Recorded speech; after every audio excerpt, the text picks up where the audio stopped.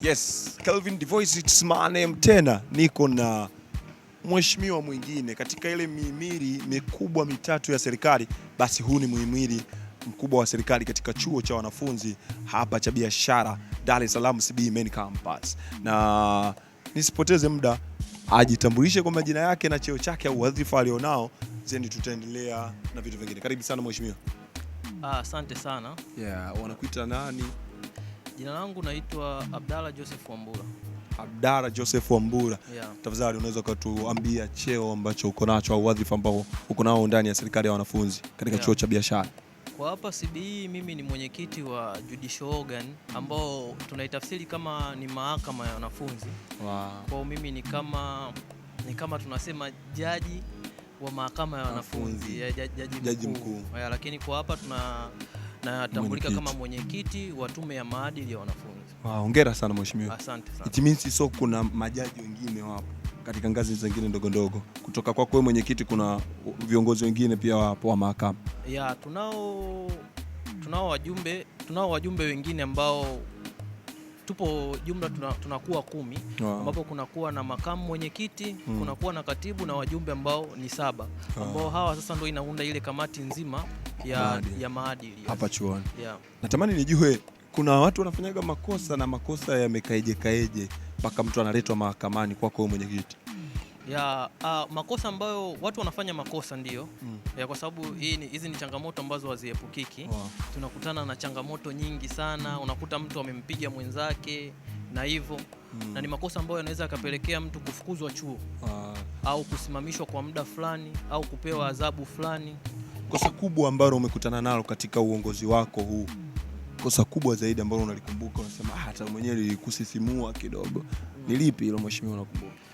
Kosa kubwa ambalo nakumbuka ambalo nimekutana nalo ilikuwa ni mwanafunzi, ilikuwa ni masuala ya pesa, kwamba kuna wanafunzi tu ambao mmoja alimuomba pesa mwenzake, yani kama vile kwa udanganyifu.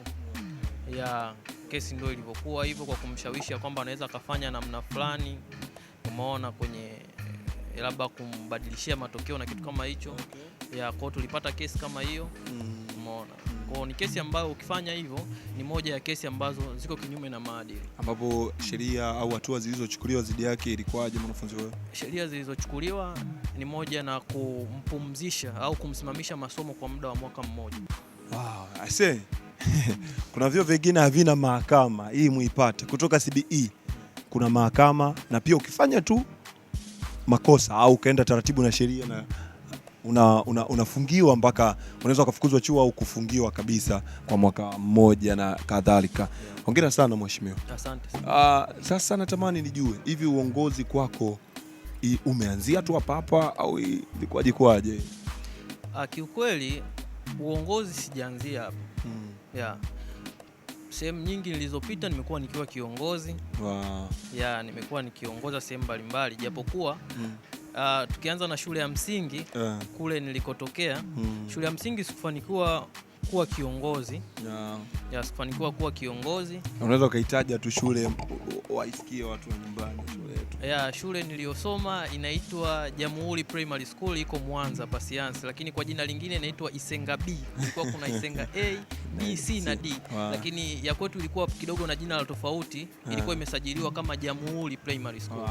Metisha sana watu wa Jamhuri. Lakini pia baada hapo sekondari nimesoma shule inaitwa Kitangiri Secondary School. Hapo pia ndio ulipo safari ya uongozi ilipoanza? Hapa rasmi sasa ndio nilianza kupata nafasi kuhudumu katika nafasi mbalimbali za uongozi. Nimekuwa kama kiongozi wa scout leader. Nimekuwa kama scout leader. Upo kwenye mambo ya kisheria sana. Mambo ya nidhamu. Lakini pia hapo niliwahi kuwa mwenyekiti, niliwahi pia kuwa katika uongozi wa dini, ambapo nilikuwa mwenyekiti msaidizi wa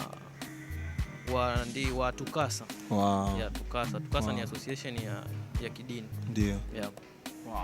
Safi sana. Na huyo ni mheshimiwa mwenyekiti wa nidhamu hapa katika chuo kikuu cha biashara Dar es Salaam CBE. Na Mheshimiwa, tumesikia fununu nyingi sana za pembeni, za ndani ambazo tunasikia kwamba kuna tukio kubwa ambalo linakuja kujiri katika chuo kikuu cha biashara Main Campus Dar es Salaam CBE. Yeah. Unaweza kutuweka wazi sasa ni jambo gani ambalo linakuja kutokea katika chuo chetu? Kwa jambo ambalo tuko nalo saizi mkononi kwenye trendings za hapa chuoni ni jambo la charity, CBE charity mwaka 2025. Tunatarajia kufanya charity moja kubwa sana pale Morogoro. Kwa nini Morogoro na sio Dar es Salaam, sio Tanga, sio Pwani? Kwa sisi kuchagua Morogoro pia kuna vitu vingi ambavyo tumezingatia. Lakini pia kufanya yani kutoa huduma kwa jamii. Jamii sio wale watu tu walioko karibu yako. Lakini pia hata wanafunzi wanaosoma hapa sio wanafunzi tu ambao wako hapa. Lakini pia ni moja ya kukitangaza chuo. Lakini pia ni moja ya kupata experience kwa watu ambao hawajawahi kufika Morogoro. Lakini pia kule tunapofika tunaonesha thamani ya kwamba tumewathamini hata watu ambao wako mbali. Wow. Unawaambia nini sasa wanafunzi wa chuo kikuu cha biashara, lakini wanafunzi wa vyuo vya tofauti na mbalimbali vya Dar es Salaam, lakini vivyo unawaambia nini wanafunzi wa Morogoro, nikiwa namaanisha Jordan, Mzumbe, Sokoine na vyuo vingine vingi ambavyo viko pale? Nadhani kwa upande wangu hii ni hamasa. Ni hamasa ya kushiriki kurudisha fadhila katika jamii au kutenda matendo ambayo tunasema ni matendo mema katika jamii. Kurudisha katika jamii, kurudisha fadhila, umeona, kuwasaidia watu ambao hawajiwezi, watoto yatima ambao wengine hawafahamu hata wazazi wao. Kwa hiyo tunarudisha furaha yao. Kwa hivyo ninawahamasisha wanafunzi wa vyuo vingine nao kufanya kuwa na utaratibu, iwe kama sehemu ya maisha yao, kufanya matukio kama haya mara kwa mara ili kujenga jamii ambayo inakuwa na furaha, kuonekana ya kwamba tunasaidiana, kwa sababu ukizingatia hivi karibuni tumepata takwimu ya kwamba kiwango cha furaha Tanzania kimepungua. Kwa hiyo tunahitaji kurudisha kiwango cha furaha. Asante sana. Huyo alikopo ni mheshimiwa mwenyekiti wa nizamu, unaweza kumuita jaji mkuu wa mahakama ya chuo kikuu cha biashara hapa Main Campus Dar es Salaam CBE. Shukrani sana kwa wote mliohusika. Mimi ni Kelvin Felix, till next time. Nafikiri tutaonana katika vyuo tofauti, lakini hili ni la kwetu. Tuende na CBE Charity Tour tukarudishe fadhila kwa watu wasiojiweza. Kumbuka mwaka huu tutakuwepo, tunaenda na standard gauge. Kama hujalipa, kumbuka kulipa, kuna lipa namba, lakini unaweza kuwawezesha kwa vitu mbalimbali, kwa bidhaa, kwa nguo, kwa chochote kile ambacho ulicho nacho, unaweza kurudisha fadhila kwa watu wasiojiweza. Till next time. Asante sana kwa Maisa, asante kwa wote, asante kwa Student Connect. Mimi ni Kelvin Felix MC Kevo. Unakoja kosea ukiniita hivyo.